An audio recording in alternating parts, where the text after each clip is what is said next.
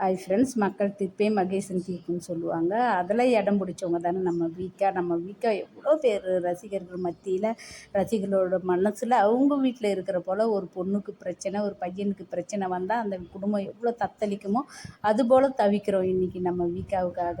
ஆனால் நம்ம சுவாமி இந்த சீரியலில், இந்த ப்ராஜெக்டில் போலீஸ் கெட்டப்பில் நடிக்க வராரு, சைன் பண்ணிட்டாருன்னு சொல்லிட்டு அப்டேட் வந்துச்சு. ஆனால் நம்ம லக்ஷ்மி பிரியா இது வரைக்கும் எந்த ஒரு அப்டேட்டும் இல்லை. அப்டேட் நிறைய வருது, அவங்களும் கொடுக்குறாங்க. ஆனால் அவங்க எதுக்காக கொடுக்குறாங்க?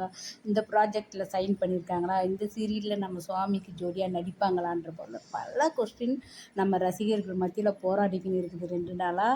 நம்ம விஜய் கூட காவேரி தான் ஹீரோயினாக நடிக்கணும்னு சொல்லிட்டு எவ்வளோ ஃபேன்ஸுங்க கொஸ்டின் வைக்கிறாங்க, போராடுறாங்க. மனசுக்குள்ளே போராடுறது தான் போராட்டம், ஆக்சுவலாக போராடுறது தான் ஒன்று தான். அதுபோல் மனப்போராட்டத்தில் நிறைய பேர் தவிக்கிறாங்க. எங்கள் வீக்கா ஒன்று சேரணும், வீக்கா ஒன்று சேரணும், இல்லை சீரியலே பார்க்க மாட்டேன்னு சொல்லிட்டு. அதுக்கு இடையில இதை பாருங்க, நம்ம விஜய் ஒரு அப்டேட் கொடுத்துருக்காரு. அழகாக அப்படியே அண்ணாந்து பார்த்துக்கின்னு காற்றுல பைக் ஓட்டிக்கின்னு போகிறாரு. அது செம்மையாக இருக்குது.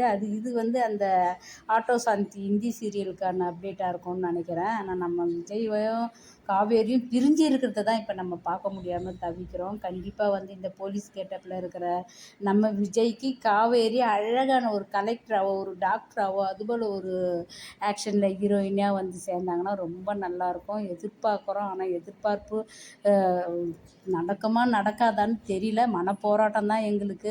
எங்கள் வீக்கா ஒன்று சேருவாங்களா, ஒன்று சேர்ந்து நடிப்பாங்களா, இல்லை லைஃப்பில் ஒன்று சேருவாங்களான்னு சொல்லிட்டு ஏமாற்றம் தான் அதிகம். பார்ப்போம்.